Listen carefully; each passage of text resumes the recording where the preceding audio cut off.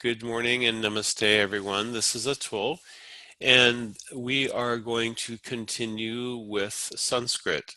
I have a new presentation again. It is building on previous Sanskrit material that we've used. I've introduced some new things, which is just aimed at trying to give you some background and context to what we're doing.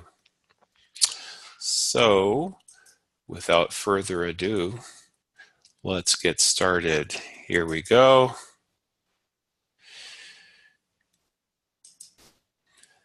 All right, so everyone should be able to see this. Sanskrit grammatical structure and vocabulary. It's not going to be quite as intimidating as it sounds.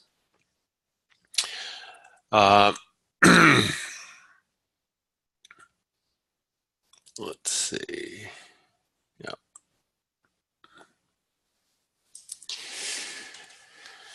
So how much structure and grammar are we going to cover? Just in case you are wondering, it's going to be just enough and not too much. We're going to give you a little bit. We want to really cover vocabulary. And if you understand vocabulary, it makes some sense. It'll help you to make sense of things, to get an idea of how words are derived. So I remember when I first came in contact with Sanskrit, I was hearing a lot of Sanskrit vocabulary thrown around in the ashram, and I would look in books and I would see in the Sanskrit verses in texts, I would see the Sanskrit words would just appear in so many different ways, and I would do a little head scratching and wonder, well, wait a minute, is that the same word? In many cases it is. So we're just going to give you a little information to help make sense about that and see how words can sometimes appear differently. Sometimes words are represented with different endings based on where they occur in a verse or a sutra versus mentioning them in a sentence. And here I give the example of manas. We use manas to refer to mind. Now, in actual Sanskrit, the final S never appears unchanged. It's always going to become something else. Our learning objectives include knowing some vocabulary, and we have a decent amount of vocabulary. We're going to try to provide some additional details, such as gender and even some declensions as examples. But the only thing that's really important are the words and their meanings at this point. Unless you want to get serious about learning Sanskrit, then you'll get a little sampler of the types of things that you would be expected to know. So, let's talk about parts of speech. Now, a noun in Sanskrit, as it is in most other languages, is a person, place, or a thing. Nouns in Sanskrit are declined through 7 cases. These cases are called vibhakti. There's also a vocative, which is the form that's used for address. So altogether that makes 8. An example, Asha gachati. So Asha, or hope, a woman's name, goes. That's a sentence. Hey Ashe, oh Asha. If I'm addressing Asha, then I'll use this vocative form, Ashe. So basically you can think of nouns as having 8 declensional cases. We're not going to learn those, okay, in case you were starting to sweat a little bit. We will give you some examples just to help you see how we might be talking about the same word even when it appears in different declensional forms. Another thing that is worth pointing out is that Sanskrit has 3 numbers: singular, dual, and plural. So the complete declension of a noun is basically a matrix with 24 cells, 8 down and 3 across. We'll see some examples of those. So the only thing that's really different here is that most languages have singular and plural forms. Some languages form the plural just by, adding a single letter. For example, in English, apart from some irregular nouns. Most words we just add s or es to make it plural. Sanskrit, it's not quite that simple. And we also have dual. Dual is not used that heavily, really, but it is used, and it does have some very clear use cases. Sanskrit also has 3 genders: masculine, feminine, and neuter. Let's talk about gender for a little bit here. So as with most languages that have gender, Sanskrit nouns all have an implicit gender. So, for example, prakriti is a feminine noun. Deha is a masculine noun, meaning body. Some nouns have both a masculine and feminine form, and those are usually distinguished by their ending. For example, yogin, a practitioner of yoga, is yogi when it's a masculine agent noun in the first declension, and yogini, oh, I'm sorry, it dropped the diacritic there, autocorrect killed me again. Yogini, that's a long I on the end, as a feminine agent noun in the first declension. So yogi and yogini mean the same thing. They mean a yoga practitioner. Yogini is simply the feminine form of yogi. So, for example, if you're female and you practice yoga, you wouldn't say I'm a yogi, you would say I am a yogini. Okay, but people may not quite get that. I mean, you could also just say I do yoga or I practice yoga. In case you were wondering, trans people have been recognized in ancient India and in ancient Sanskrit literature. One example, there is a woman, Ambalika, who's mentioned in the ancient epic Mahabharata, and she became a man. And then once Ambalika became a man, she went by the name Shikandi. Shikandi is actually a masculine name. There is also a neuter gender, and the neuter gender is literally called napumsak. Napumsak means unmanly. It refers to eunuchs who are transgender men or men who do not have any male attributes. Some men are just, that way, and they identify with being neuter. India still has a subculture of hijras, who are men who are transgender, or they simply identify with, with being in that, kind of trans status. And there's actually a very long tradition. Hijras will usually come when a baby has been born. People will give them some money. They are associated with Shani or Saturn astrologically.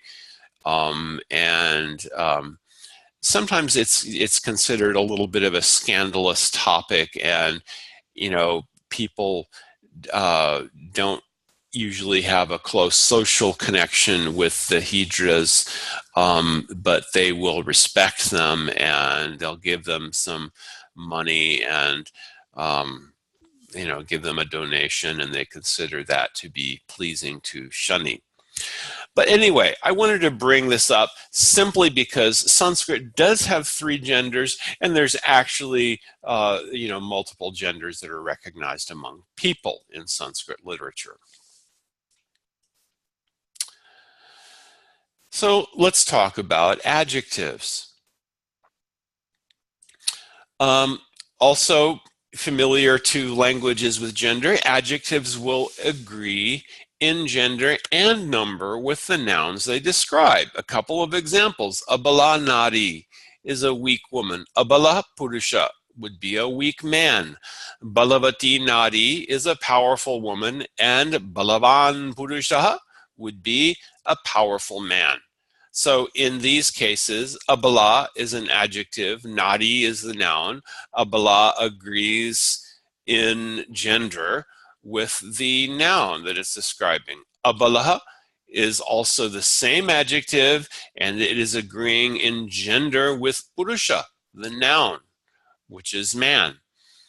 Same thing with balavati and balavan. They are both adjectives, and they both change to agree in gender with the nouns that they're describing. So you can have many adjectives with similar English translations, but there are different implications. This is one of the subtlety aspects of Sanskrit.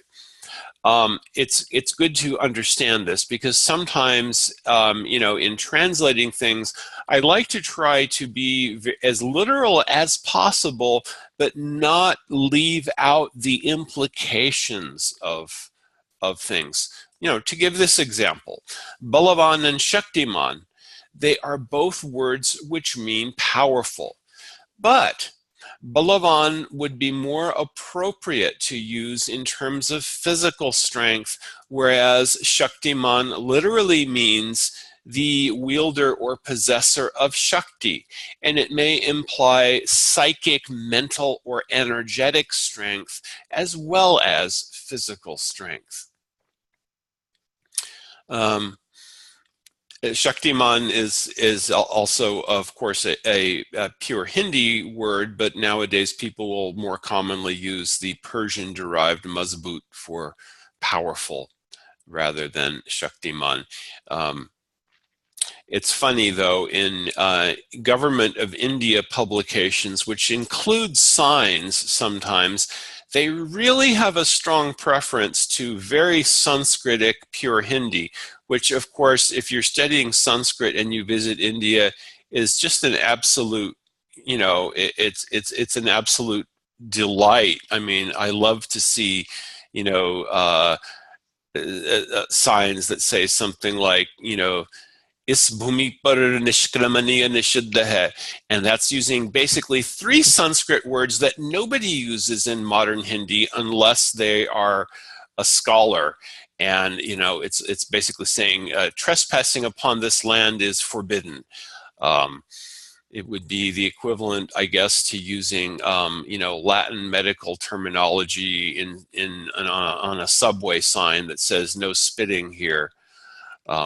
But anyway, but getting back to the point, in Sanskrit, we might use some of these multiple adjectives that have very similar meanings, but they have a different implication. And the usage of these in Sanskrit text is always deliberate.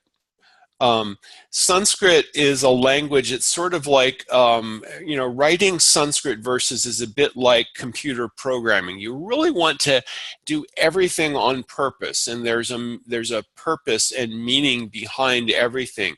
You construct Sanskrit statements when you're writing Sanskrit literature, you construct things, and you construct them very deliberately. So there are deliberate reasons for using particular adjectives. But, that's just something I wanted to make you aware of. It's not something that you're going to be tested on. So verbs are very important. Verbs form the root of most nouns in Sanskrit. Verbs are action words, as you might expect. And when we're talking about Sanskrit verbs, we will usually use the infinitive form. So for example, if I talk about the verbal root kre, I'll use the infinitive form to do. If I talk about the verb bhu, I'll use the infinitive form to be or to become. Some of these are very wide purpose verbs, particularly kre and bhu. Yuj meaning to join. That's another one. There are very complex rules for conjugating verbs. There are some conjugations that are fairly regular, others that are irregular. We are not going to be conjugating Sanskrit verbs. I just want to point it out that this is another thing. there's actually maybe only a few hundred verbs that are in wide use in Sanskrit. And there are literally tens of thousands of words that are derived from those verbal roots. So it's really quite impressive the way that, just something like kri for to do, it is not only a verbal root, but it is also, it forms many nouns. For example, karma, kriti, which becomes with the right prefix prakriti, or vikriti with another prefix. These all come from the verbal root kri. Verbal conjugations also follow number. And again, I'm just giving an example. Grantam likati, someone writes a book. Grantam likata, two people write a book. So there's agreement of the verb. And that's also similar to other languages that have singular and plural forms. Sanskrit also has tenses for past, present, future, imperative, causative, desiderative, frequentative, etc.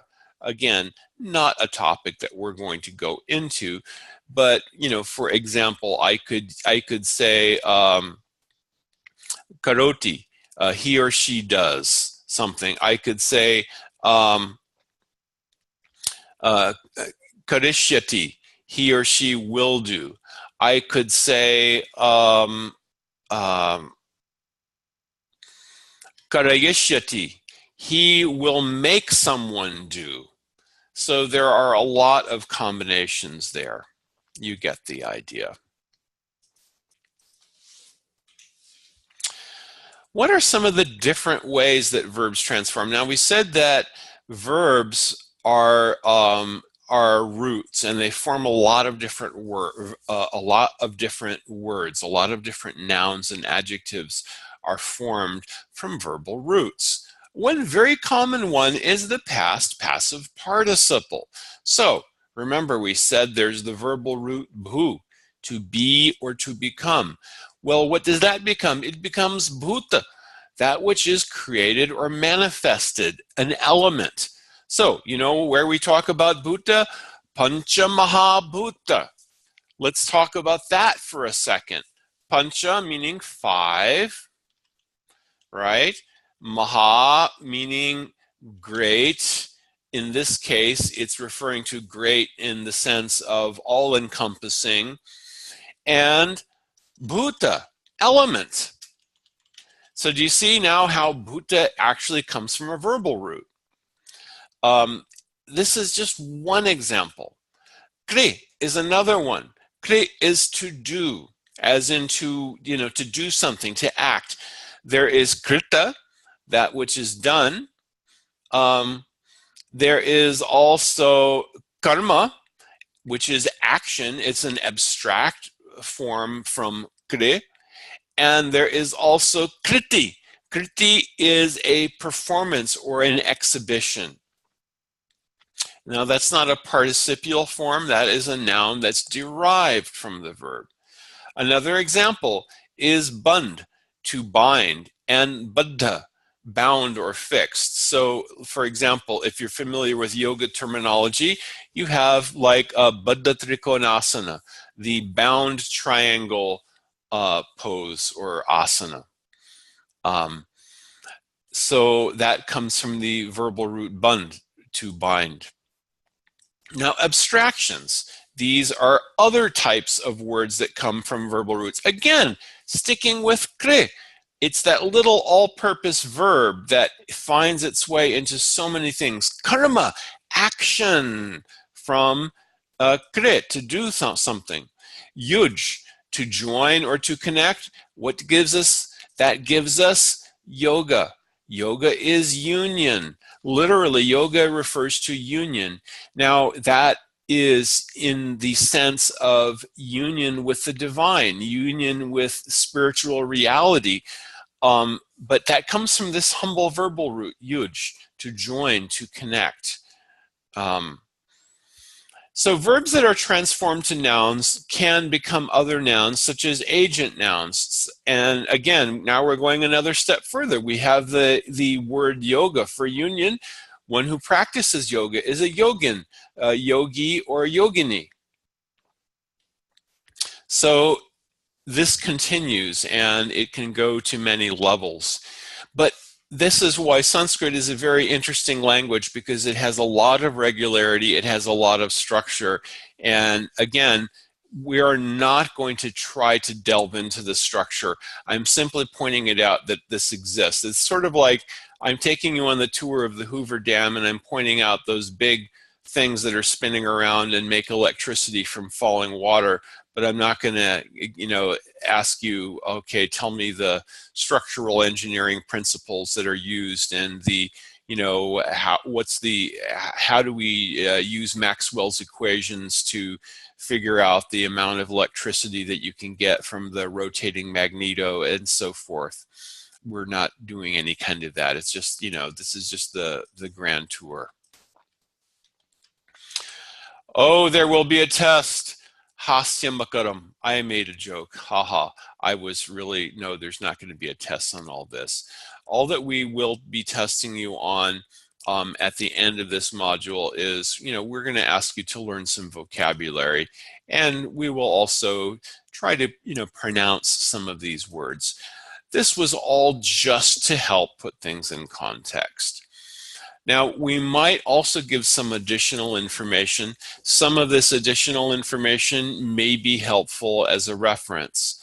So, for example, we might list a glossary word along with its gender. I don't yet have this in the glossary. I'm reworking that and adding gender and organizing it a little better. So you don't have to know the gender of a word. You just, need to know its meaning. We'd like you to learn vocabulary that is used in Ayurveda and in corollary topics such as in yoga and in Nyaya and in Yoga, Nyaya, and Sankhya. So we'd like you to know words and their meanings and be able to pronounce them. And we have a few examples of actual declensions, and that's just to help put some of these abstract ideas in context. So we'll go through that fairly quickly, and I don't want your eyes to glaze over too much. So here's an example declension of deha, which is body. It's a masculine noun. So you can see in the nominative, I've used the the Western terms.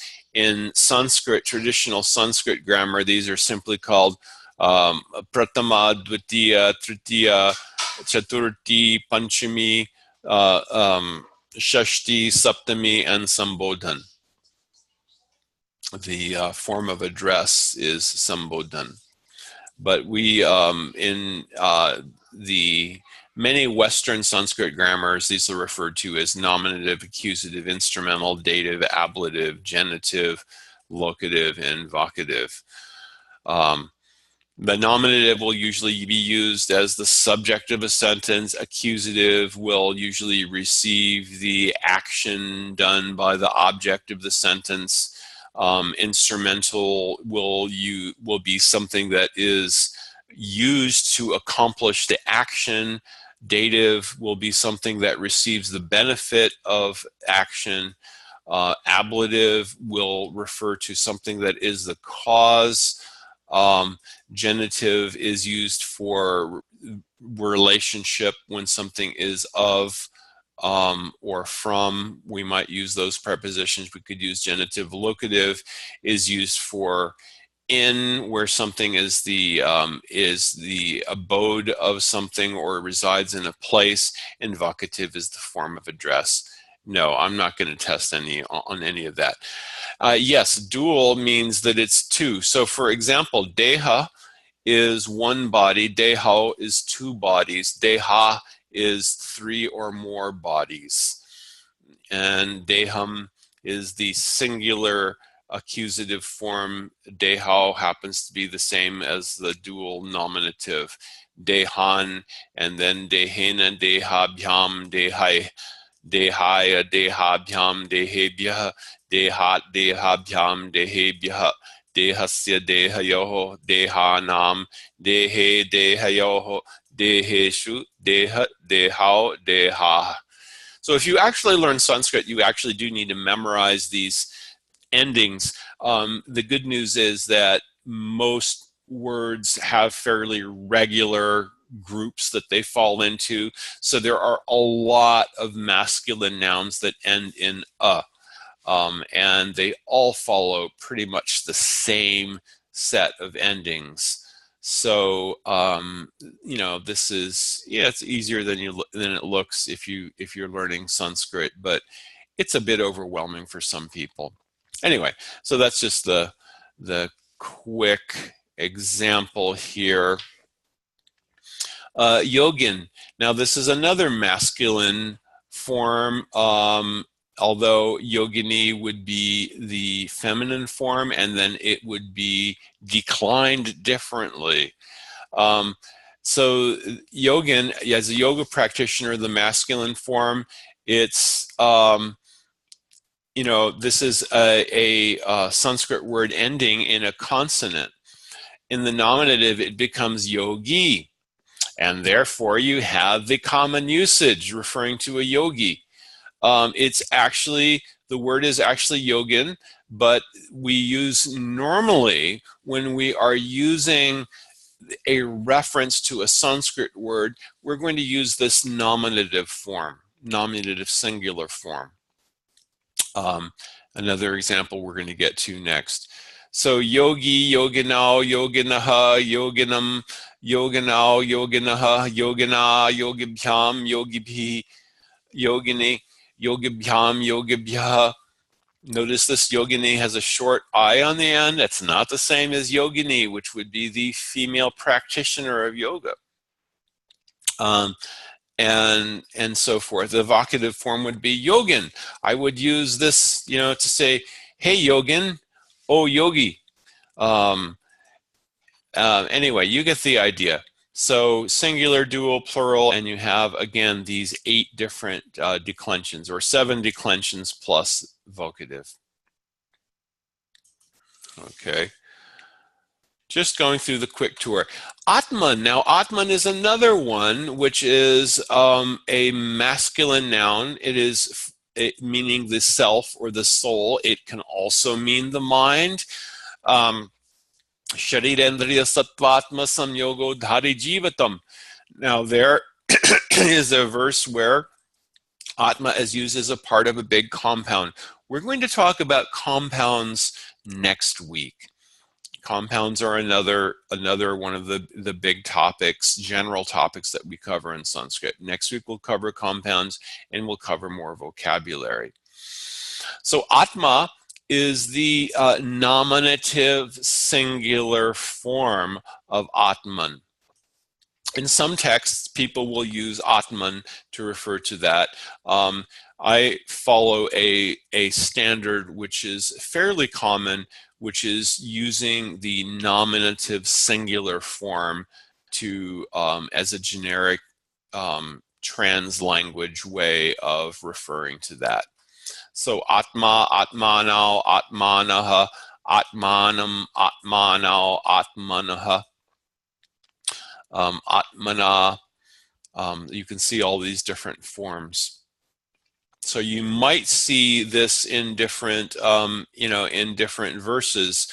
You might see this form that you get before Atmabihi, for example, this little stem here with the short on the end. This is what you'll see in compounds.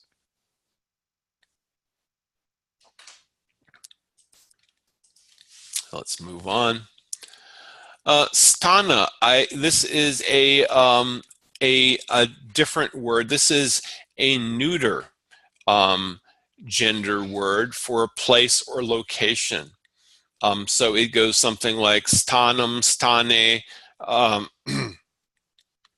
sthanani, and it actually goes differently than the masculine. words ending in a. And I have not expanded this out. Manas. Now, manas, or mind, is neuter. And this also has a different conjugation. So you'll notice the singular form is manaha. Now, that's a little awkward to represent the this visarg here. So I will frequently just say manas, and you know what I'm talking about. Again, this has a different declension. I have not written it out because you're not going to be tested on it. Sira. Sira is vein. It's a feminine word ending in a. It happens to have a fairly standard declension. Again, not something we need to get into. Nadi, another feminine noun ending in e. It is a channel. And you know, you've learned about Sushumna Nadi, Pingala Nadi, Ida Nadi. Shakti. Shakti is energy or power. It is another feminine noun. Again, it has a different declension from the others. We're not going to go into that. Okay, so now we'll go over some vocabulary. And what I would like to do is I am going to, so basically you should all have the ability to mute and unmute yourselves. I will, let's see. What I'm going to do is I will call on you individually and have you just read through the list. I'm going to say the list. I'm not going to bother reading through the meanings of all these. You can see that. You can read that on your own. But what I will do is I will go through the list and I will call on you, and then you can unmute yourself and say it. So be prepared. And if I don't hear from you within a couple of seconds, I'll move on to the next person. Okay. So if it took you a little longer to find the mute, unmute, then that's fine. Or if your mic doesn't work, will let me know, and we won't have to wait. Okay, so on this slide, the vocabulary words are abhyanga, adhibhautik klesh, adhidaivik klesh, adhyatmik klesh, agni, and ahankar. So, Andrea, you are up first. Are you able to unmute yourself and just try saying those? Abhyanga, adhibhautik klesh, adhidaivik klesh, adhyatmika klesh, agni, and ahankar. Okay. If you're having trouble unmuting yourself, let me know.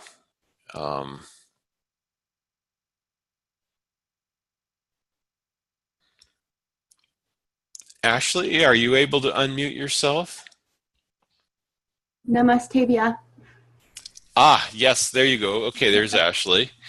All right, go ahead. Could you just say the words first and then I'll follow? It's kind of hard. Fine, yeah. Abhyanga. Abhyanga. Good. Adhibhautika klesh. Adibahautika klesh. Good. Adhidaivika klesh. Ahadidaivik klesh. Adhyatmik klesh. Adhyatmik klesh. Agni. Agni. Ahankar. Ahankar. Good. Okay. Thanks. And Chinmoy. Namaskar, everyone. Namaste. Go. Do you want me to say it and you after me, or?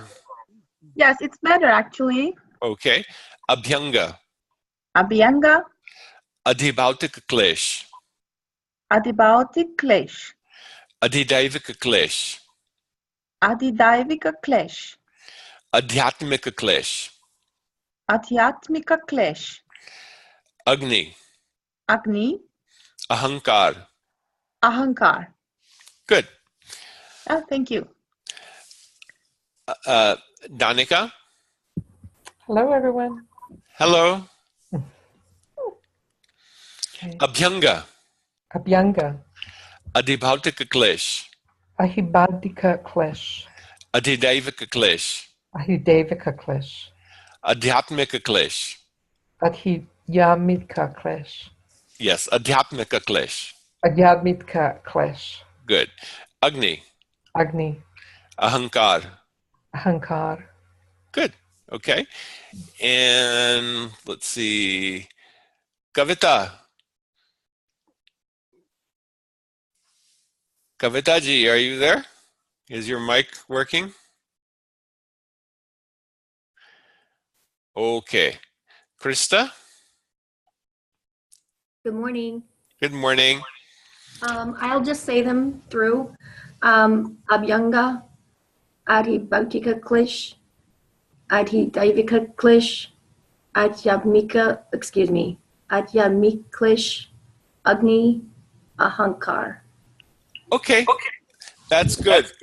One thing I want to point out is that words like Adhidaivika Klish are a little tricky because you have a mixture of aspirate and non-aspirate sounds.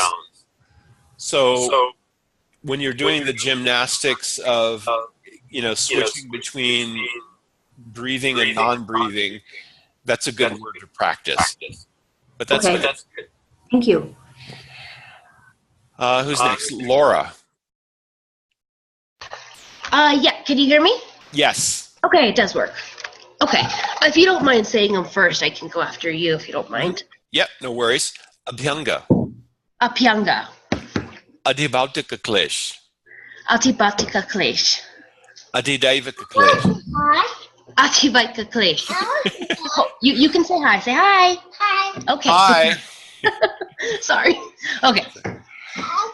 Okay, shh. We can keep going. Adhyatmika Klish. Achapika Klesh, Agni. Agni, Ahankar. Ahankar. Okay, good. Okay, thank you. Say bye. Bye. Okay.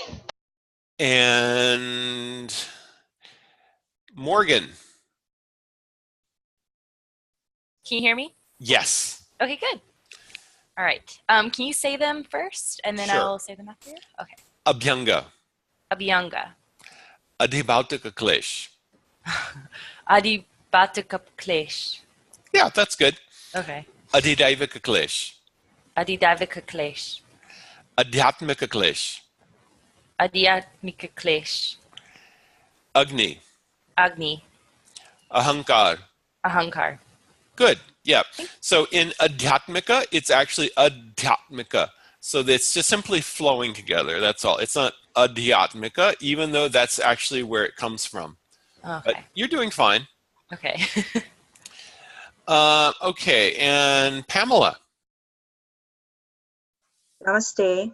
Namaste.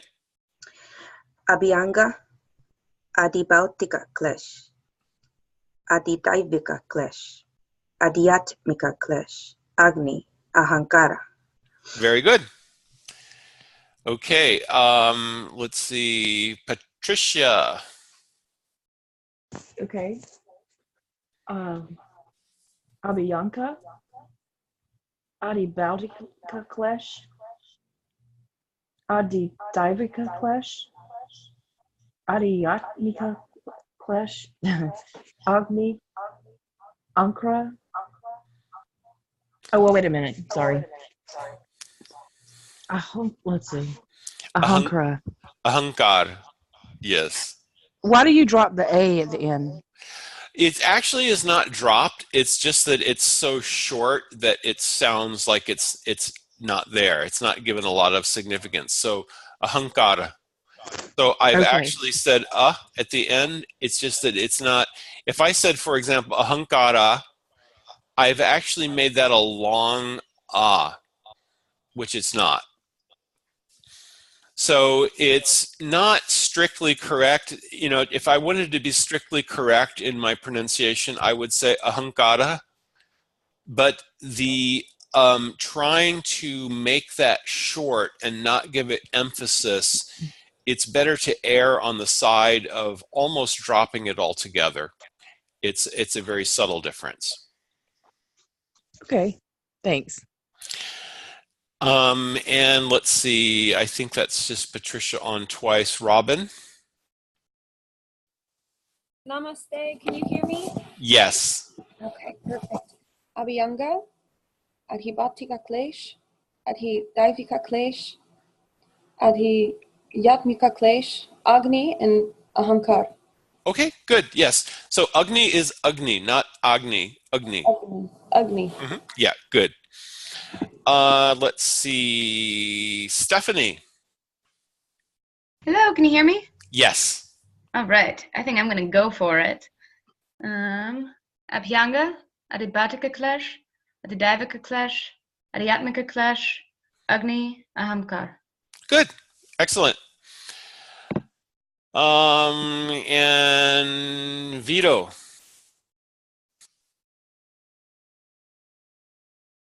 Is your microphone working?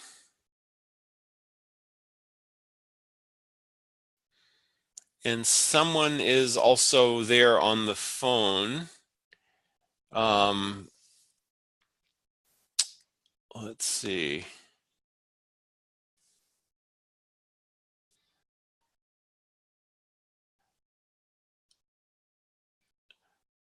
Okay. Yes. Hello? We can hear you now.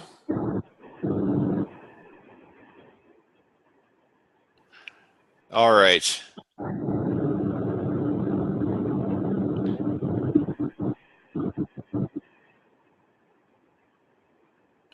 Okay, I guess you are not ready to go.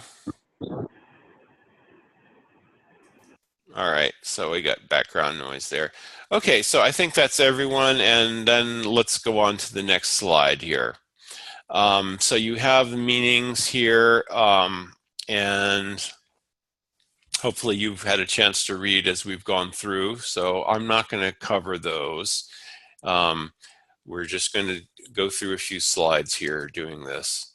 So I think it's a good thing to, you know, to do this exercise where we have you pronounce. It may be a little uncomfortable for some of you shy folks, but, you know, it's, we're all friends here and it's all for learning, and we're just, you know, it's a good way to actually be able to, you know, to pronounce. The one thing I will suggest is if you get a headset, you'll find it works much better. You can hear a very clear difference between when you have a computer with a built-in microphone, as most of them do nowadays, and having a headset. You get just much more clear sound from the headset. Okay, here's another round. So I'm going to say them and then we'll start. Yes, hello, Kavitaji. Atulji, I can start now. Yes, please, go right ahead. Abhyanga, Adibhautika Klesh, Adidevika Klesh, Adhyatmika Klesh, Agni, Ahankar. Very good. Okay, thank you. Thank you, Atulji. All right. And now we are going to go ahead. Akash, space, Aksha, Ama, Amavasya, Anala, Anandamaya, and Anga. We are going kind of in English alphabetical order. So we'll start with Andrea. Andrea, you think you may have had some problems unmuting the phone. Namaste. Can you hear me now? Yes, indeed. Oh, excellent. Okay. Would you mind if I could follow you like we did last time? Sure. Akash. Wonderful. Thank you. Akash. Yes. Aksha. Aksha. Ama. Ama. Amavasya. Amavasya. Anala. Anala. Anandamaya. Anandamaya. Anga. Anga. Good. So in Sanskrit, there's a flow. In Anandamaya, you actually have A is a long A, and then Nanda is a long syllable, but a short sound, and then the rest are short syllables. It's a little tricky, but you will just get used to it. Okay. And Ashley. Hello. Hi. Do you want me to say them first? Please. Akasha, Akasha. Aksha, Aksha. Ama, Ama. Amavasya, Amavasya. Anala, Anala. Anandamaya, Anandamaya. Anga. Anga. Good. Thank you. Chinmay. Yes. Could you possibly saying first without help? Yes. Okay, I just try. Akasha, Aksha, Ama, Amavasya, Anala, Anandamaya, Anga. Very good. Excellent. Oh, thank you. And Danica.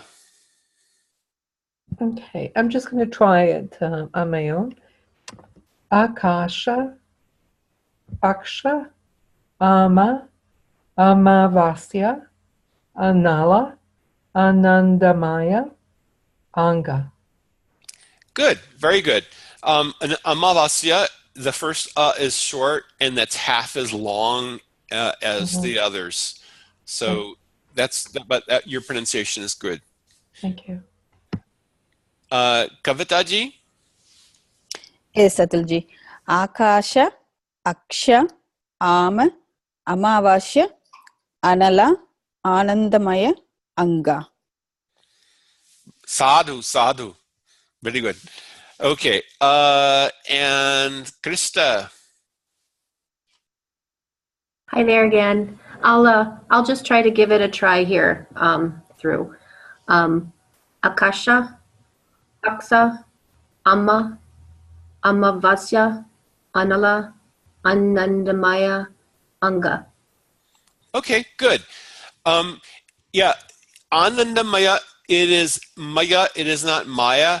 And Okay. the other habit, and you're doing actually fine. You're fine, and I'm just nitpicking now. Sure. The other thing that's difficult to get used to with Sanskrit words, especially polysyllabic Sanskrit words, is there's actually no emphasis. It kind of flows. Anandamaya.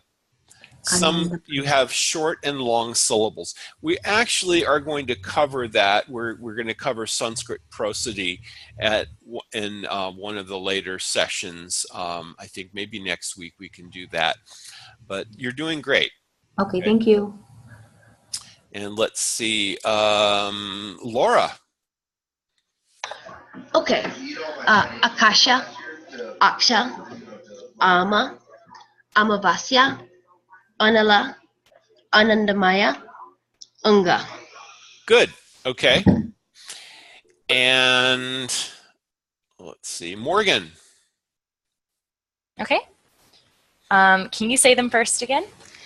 Akasha, Akasha, Aksha, Aksha, Ama, Ama, Amavasya, Amavasya, Anala, Anala, Anandamaya, Anandamaya, Anga. Anga. Good. Pamela. Akasha, Aksha, Ama, Amavasya, Anala, Anandamaya, Anga. Good. Thank you. Patricia. Okay. Let's see. Akasha. Oksha, let's see. Oksha, Ama, Amabashia, Anala, Nandamoya, Anga. Okay, good. Yes, that's fine. Robin. Hello. Akasha, Aksha, Ama, Amavasya, Anala, Anandamaya, and Anga. Good. And Stephanie. Kasha, Aksha, Ama, Mavasya, Anala, Anandamaya, Anga. Great. Okay. And let's move on to the next set. Angula, Annamaya, Antaranga, Apas, Artava, Ashta, Asti, Astidhatu. Okay, so Andrea. Yes. Come Okay. Angala, Annamaya, Antaranga, Apas, Artava, Asta, Ashti, Ashtidatu. Okay, good. Annamaya is just Annamaya. It's a short and the syllable is long because of the doubled consonant, and then it's Maya, not Maya. Annamaya. Annamaya. There you go. Great. Thank Awesome. you. Thank you. Ashley. Could you repeat them, please? Angula, Angula, Annamaya, Annamaya, Antaranga, Antaranga, Apas, Apas, Artava, Artava, Ashta, Ashta, Asti, Asti, Astidhatu. Asti Dhatu. Great. Okay. And let's see. Oh, I'm sorry. Who was next? You know who you are. Was that? I lost track. Who was it who just, what was that, Ashley? Chinmoyi, I think you were next. Yes, I'm ready. I just want to ask you, dear Atul, N with point, it means it will be strong N or just plain N? For example, angula. Angula is okay, or angula? It is actually it's very simple in Sanskrit. It is just the class nasal. So it's the it's in the back of the throat where you would pronounce g. So we don't actually have a strong N. It's just angula. Okay, so the point is useless in this case, isn't it? It is, but because it's actually in Devanagari, it's actually so you can't have the N without the dot on top with G. So that would be you'd have to be shifting from pronouncing in the front of your mouth to pronouncing in the back of your mouth. Do you get what I'm saying? Yes, yes, yes. So your point is correct logically, but we actually just follow the form of showing the way that it is pronounced. So it's the writing is actually 100% phonetic, and you do not have to apply any logic to pronounce it. Okay, okay, that's helpful. Thank you. So, Angula, Annamaya, Antaranga, Apas, Artava, Ashta, Asti, Astidatu. Okay, great. Thank you. Danica? Angula, Annamaya, Antaranga, Apas, Artava, Ashta, Asti, Astidatu. Okay, great. Kavitaji.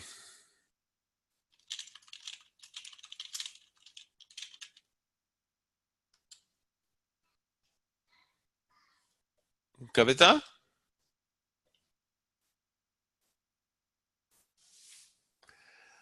I have to unmute. Yeah. Okay, Yeah. yes. There you go. Yes. Angula, Annamaya, Antaranga, Apas, Artava, Ashta, Asti, Astidadu. Okay, great. Thank you. Thank you. Krista? Angula, Anamaya, Ataranga, Apas, Artava, Ashta, Asti, Astidatu. Great. Laura? Angula, Annamaya, Ataranga, Apas, Artva, Ashta, Asti, Astidatu. Great. Morgan?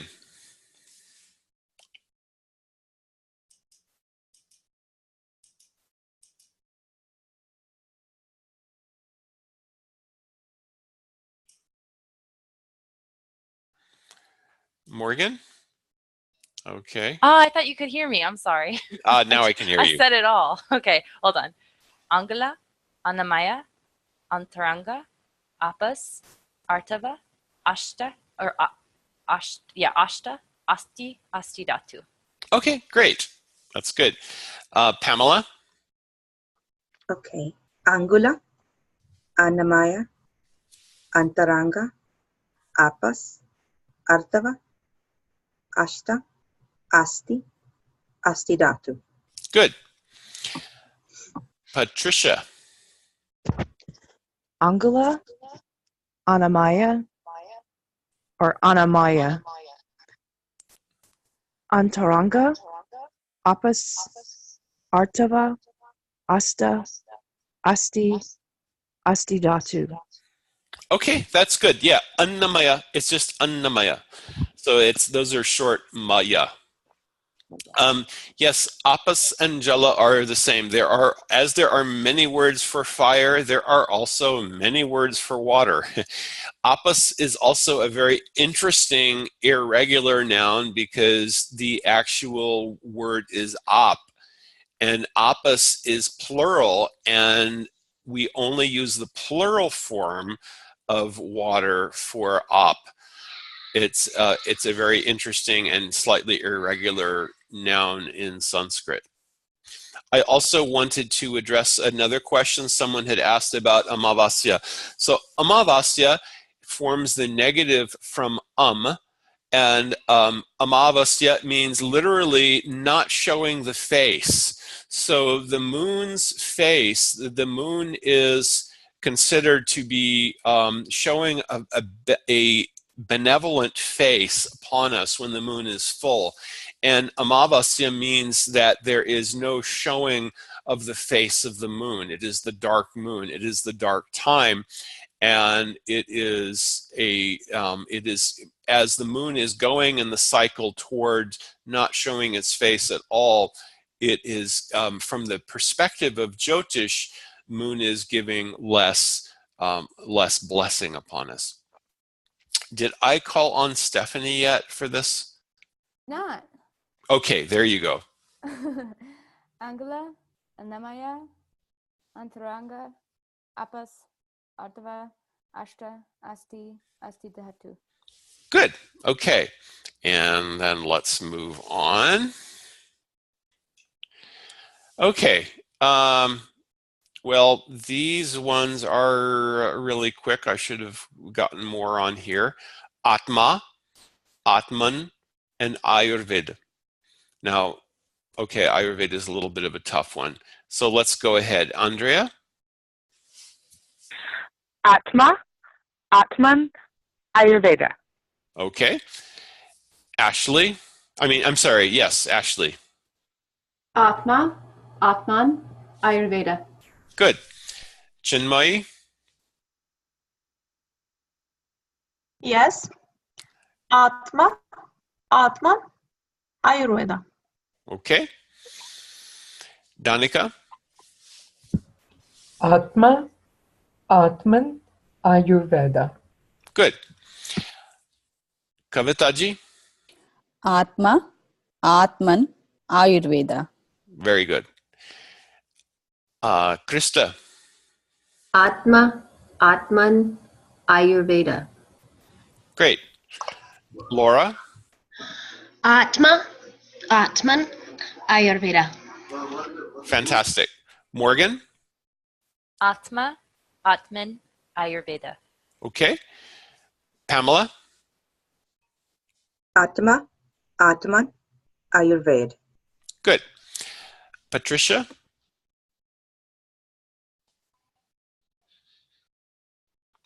Can't hear you, Patricia.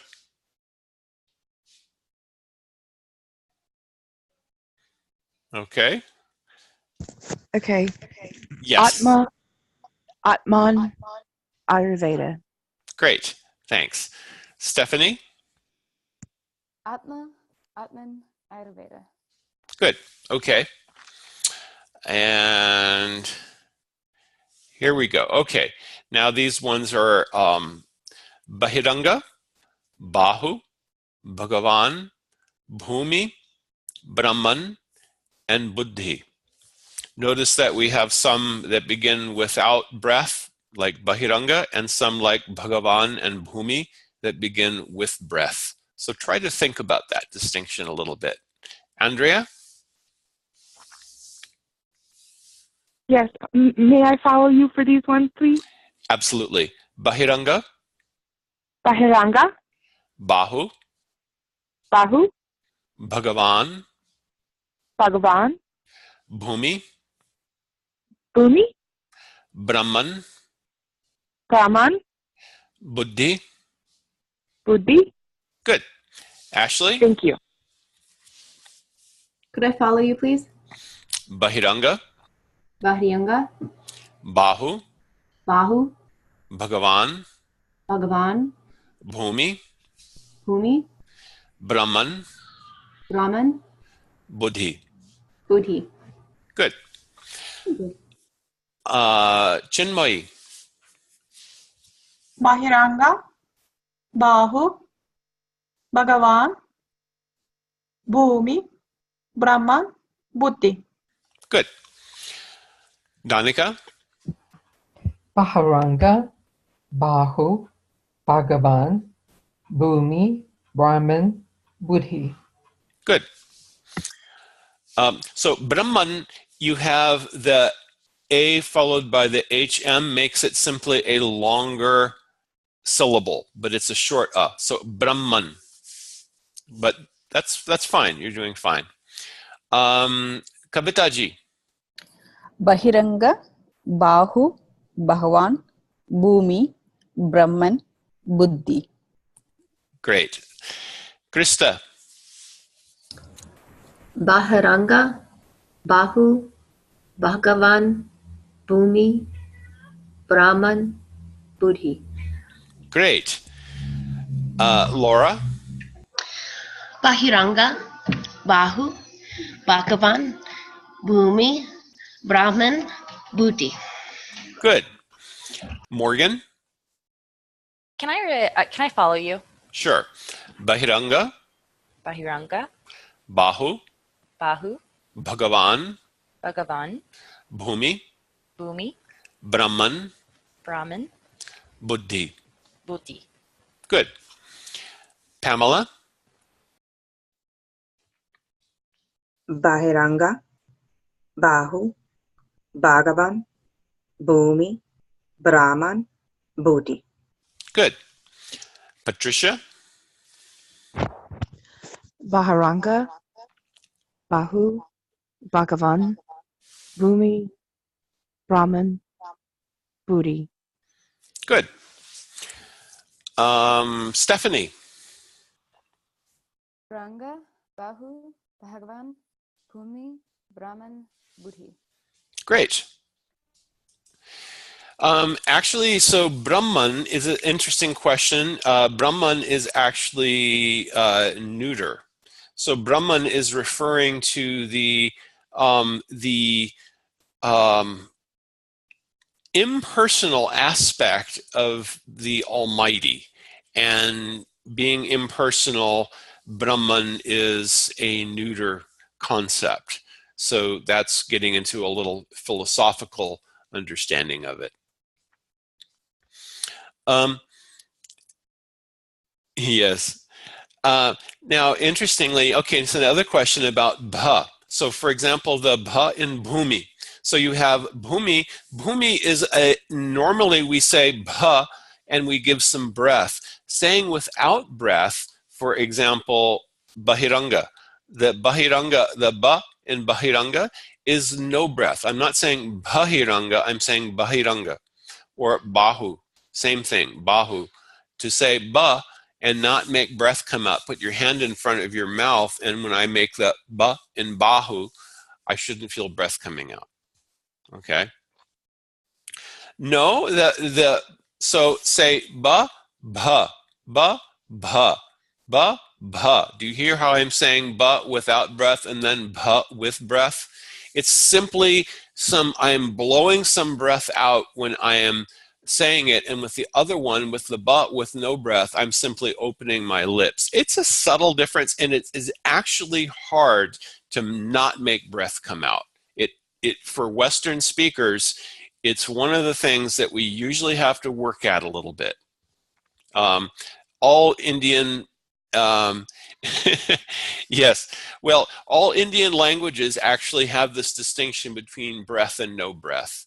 So, Kavitaji has no issue with it because, she is used to distinguishing between breath and no breath. Sanskrit, interestingly, does not have a lot of words where using breath versus no breath changes the meaning. There are quite a few of those in Hindi, but very, very few in Sanskrit.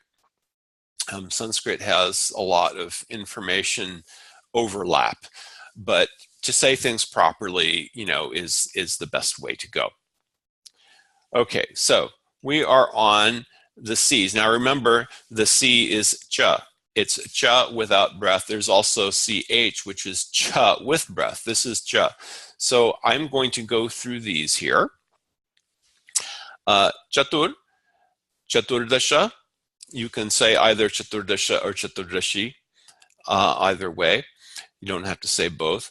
Darshan, dasha, deha, dhatu, dosha, dvadasha. You can say dvadasha or dvadashi, whichever you like. Dve. Okay, Andrea.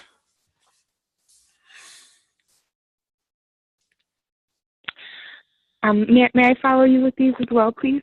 Sure. Chatur. Thank you. Chatur. Chaturdasha. Chaturdasha. I'm sorry. Chaturdasha. Yes, that's better. Darshan. Okay. Darshan. Dasha. Dasha. Deha. Deha. Dhatu. Dhatu. Dosha.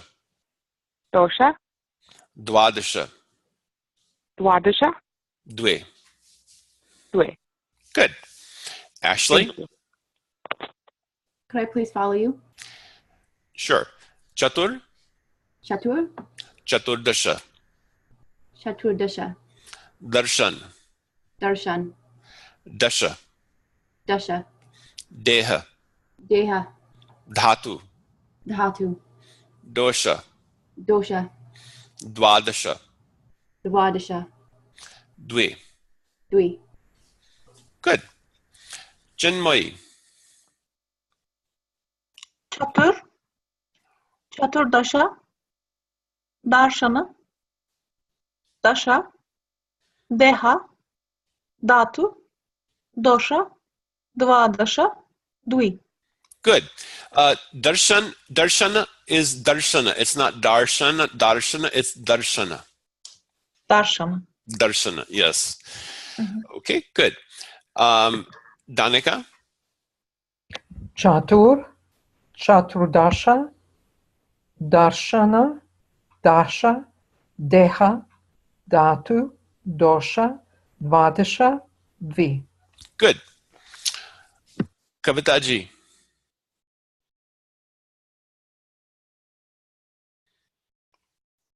Not hearing you still.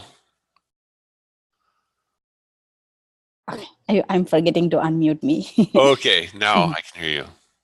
Chatur, Chaturdasha, Darshana, Dasa, Deha, Dhatu, Dosha, Dwadasha, Divi. Okay, good. Yes, I notice you make the distinction between sha and sha. I can hear it very clearly. Okay, thank you. Thank you. Krista. Chatur, Chaturdasha, Darshana, Dasha, Deha, Hatu, Dosha, Dwadasha, Dvi. Good. So the cha is just cha. It's not sha. It's cha. Cha. Yeah, there you go. But without breath, and that's the tricky Okay. bit. But Chatur. you're doing fine. Okay, thank you. Laura. Chatur, Chaturdasha, Darshana, Dasha, Deha, Dhatu, Dosha, Dvadasha, Dvi. Good. Okay, and that's chatur. It's not chatur. Chatur. Okay. Morgan. Okay. Jatur, Dasha, Darshan, Dasha, Deha, Datu, Dosha, Dwadisha, Dwawi, Dewi. I don't know that last one. Devi, Dwi. Like Dwi, it's Dwi. like as if it was DW. Whenever va comes in combination, it always becomes a wa sound. Dwi. Oh, okay. Yeah. Okay. Good. Thank you. Pamela. Chatur, Chaturdasha, Darshana, Dasha, Deha, Dhatu, Dosha, Dvadasha, Dvi. Very good. Yeah, your pronunciation is good. One thing you want to try to get away from is stressing syllables. Okay. Don't stress syllables. So, darshana, dasha, deha, dhatu, dosha, dvadasha, dvi. But you're doing fine. Okay, thank you. Patricia. Chatur, Chaturdasha, Darshana, Dasha, Deha, Dhatu, Dosha, Dvash. Let's see. I'm sorry. That's okay. Dvadasha. I'm looking at my phonetic spelling. That's why I'm getting myself Mm-hmm. confused. Badasha, Dvi. Good. Okay. Fine. No problem. Stephanie, our heart goes out to you. We're all having fun and we're just, this is all something we work on and you're doing fine. Go ahead. Your turn.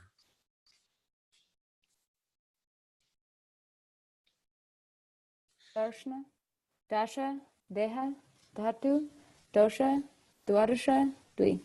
Good. There you go. Okay. Yes, chaturanga does come from chatur. As you can imagine, the chatur is 4, and you see it in a lot of things. So chaturanga is with 4 limbs, 4 body parts. Anand, I saw Anand dropped in and looks like, okay, he's not there. All right, let's move on. Yeah, this is very good because we just, get a chance to go through it, and this takes a little bit of time, but it's really actually a very good way to do things.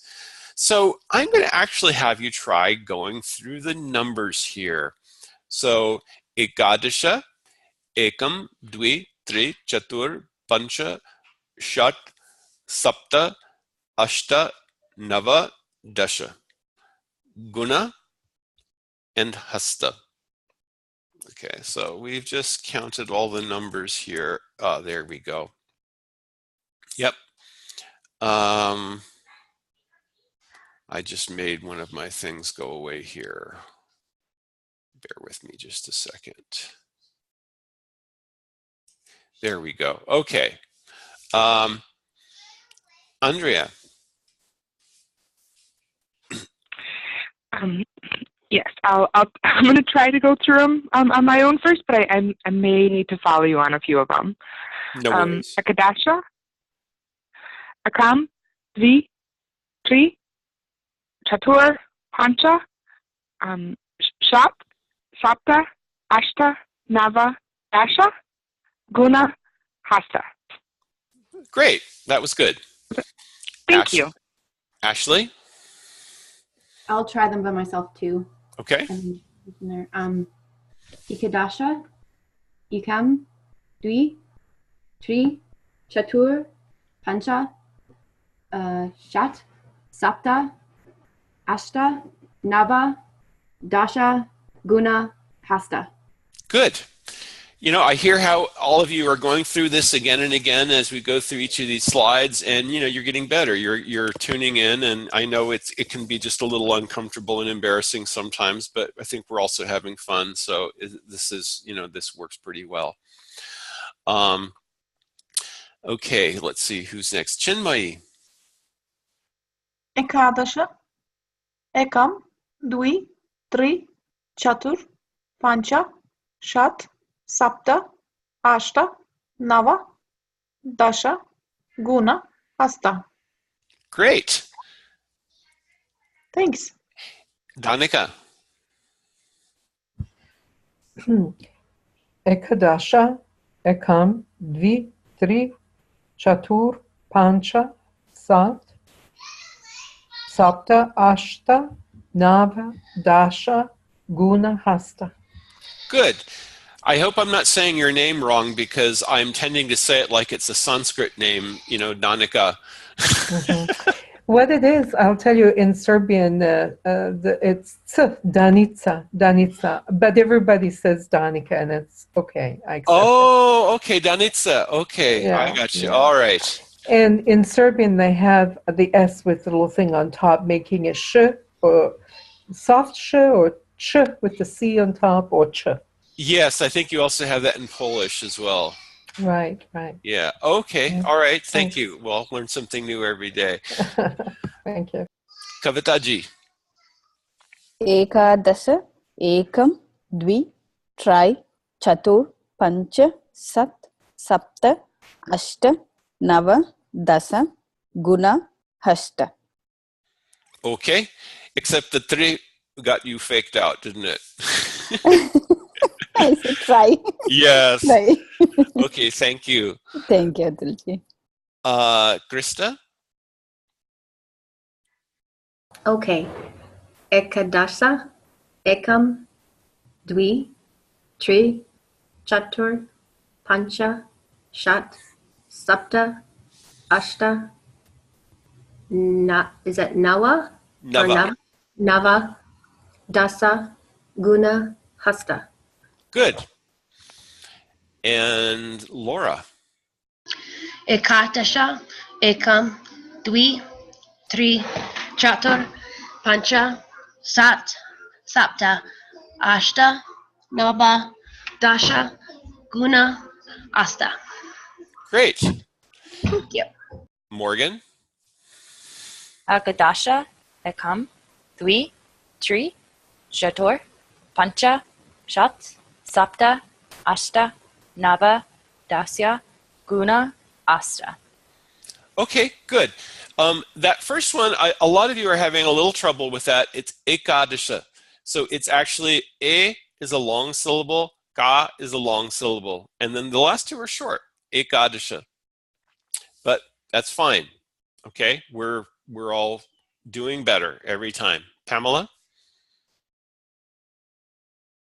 Ekadash, Ekam, Dvi, Tri, Chatur, Pancha, Shat, Sapta, Ashta, Nava, Dasha, Guna, Hasta. Good. Patricia. Ekadasha, Ekam, Dvi, Tri, Chatur, Pancha, Shat, Sapta, Ashta, Nava, Dasha, Guna, Hasta. Good. Stephanie. Ekadasha, Ekam, Dvi, Tri, chatur, pancha, shat, sapta, ashta, nava, dasha, guna, hasta. Good. Okay. That is good. We're getting close to the end, I think. So, Indriya, Jala, Jan, Janani, Janma, Jiva, Jnana, Jnanendriya, and I'm saying the first version of it, not the broken apart version of it. Okay? Andrea. Indriya, Java, Jan, Janini, Jani, Janma, Jiva, Janana, Janindriya. Okay, that's good. Now there's just a couple of little things I want to point out. So Jun, for example, is Jun, not John. Actually, John is a Persian word meaning my beloved, like meaning my absolute darling, beloved of my heart. Jun is what we're trying to say here. And the same thing goes with Janani. Janani comes from Jun and Janma. Jnana, usually we say like it's gya, the gya sound. So try saying jnana. Jnana. There you go. And jnanendriya. Janindriya. Okay, great. Fantastic. Thank you. Thank you. Ashley? Could you just say is it the GAN word again? Jnana. That's the second last one, correct? Yes. The third one from the top. Oh, Jun. Jun. Okay. Yes. So, Indriya, Jala, Jun, Janani, Janma, Jiva, Jnana, Jnanandriya. Good. Yes, that's good. Okay. Chinmayi. Indriya, Jala, Jan, Janani, Janma, Jiva, Gnana, Gnandriya, Gnanaindriya.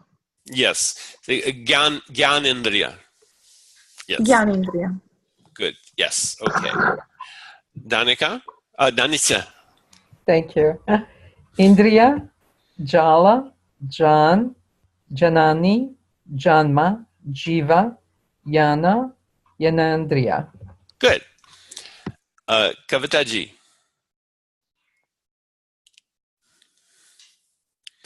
Kavitaji, not hearing you.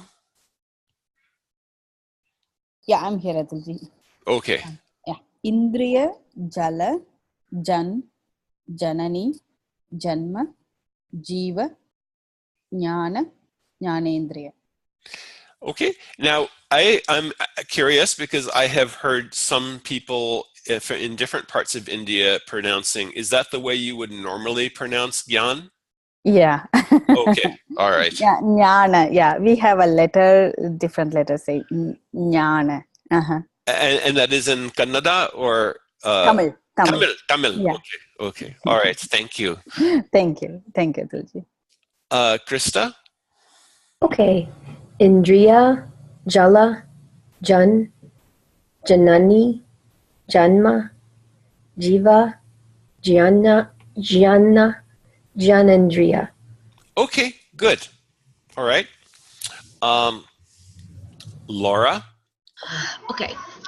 Indriya, Jala, Jan, Janani, Janma, Jiva, Jnana, Jnanandriya.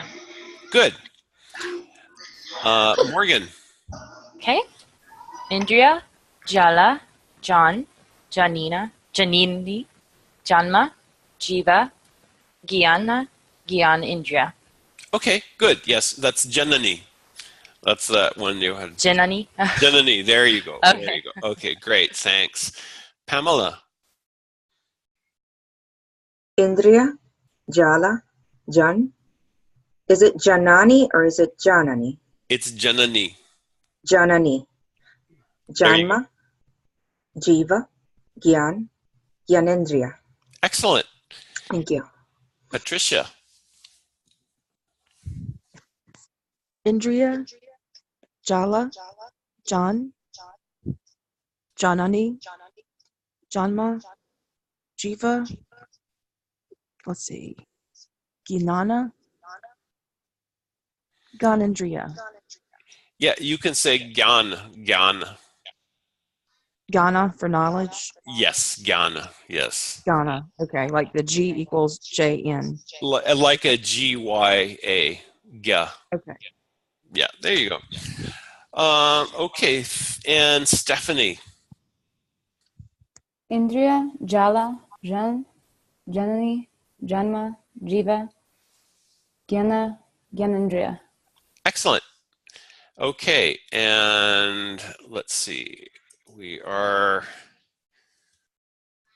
yeah, we've got just, we're getting down to the end here. Okay, Kanta, Kapha, Kapha dosha, Kapha prakriti, Karmendriya, Karna, Kesha, Ka, Klesha. Okay? Andrea. Kanta, Kapha, Kapha-dosha, Kapha-prakriti, Karmendriya, Karna, Kesha, Ka, Klesha. Okay, that's good. Now, one thing we do use kapha a lot in Ayurveda, saying kapha or kapha, both are fine, no problem at all. You just want to avoid saying kapha. It's kapha. Okay? But that's good. Very good. Thank you. Oh yeah, so that the word, yeah, so John is also shared in between Turkish and Persian, and of course in Hindi it's the most common common term of endearment. And yes, it is used for, I've also heard in Persian, I've watched Persian movies, and people will say Mama John, Papa John. So it's a very common term of endearment. Ashley. Kanta, Kapha, Kapha dosha, Kapha prakriti, Karmendriya, Karna, Kesha, Ka, Klesha. Great. Chinmoyi. Kanta, Kapha, Kapha dosha, Kapha prakriti, Karmendriya, Karna, Kesha, Ka, Klesha. Great. Danisha. Kanta, Kapha, Kapha dosha, Kapha prakriti, Kamendriya, Karna, Kesha, Ka, Klesha. Great. And Kavitaji. Kanda, Kapha, Kapha dosha, Kapha prakriti, Karmendriya, Karna, Kesha, Ka, Klesha. Great. Krista. Hi. Kanta, Kapha, Kapha dosha, Kapha prakriti, Karmendriya, Karna, Kesha, Ka, Klesha. Great. And I'm going to make this the last one. Yeah, so this is going to be the last slide, and then I'm going to hand it over to Monica. Let's see, we did Krista. Laura. Kanta, Kapha, Kapha dosha, Kapha prakriti, Karmendriya, Karna, Kesha, Ka, Klesha. Great. And Morgan. Kanta, Kapha, Kapha dosha, Kapha prakriti, Karmendriya, Karna, Kesha, Ka, Klesha. Great. Pamela. Kanta, Kapha, Kapha dosh, Kapha prakriti, Karmendriya, Karna, Kesha, Ka, Klesha. Great. Thank you. Patricia. Kanta, Kapha, Kapha dosha, Kapha prakriti, Karmendriya, Karna, Kesha, Ka, Klesha. Great. Stephanie. Kanta, Kapha, Kapha dosha, kapha prakriti, karmendriya, karna, kesha, ka, klesha. Excellent. So that's as far as we're going to get today. Thank you very much. I think this has been fun for all of us. And one thing I do want to point out is prakriti. Actually, I think most of you got it pretty much mostly right. It's actually a flow. It's all short syllables. So kapha prakriti. It's not prakruti. I didn't hear anybody say that, but I have to point that out because some Ayurveda books do use RU. So the re is actually a vowel in Sanskrit. So prakriti means that it's a flow of 3 short syllables. Kapha prakriti. Okay, great. Well, I'm going to stop recording there and hand things over to Monica.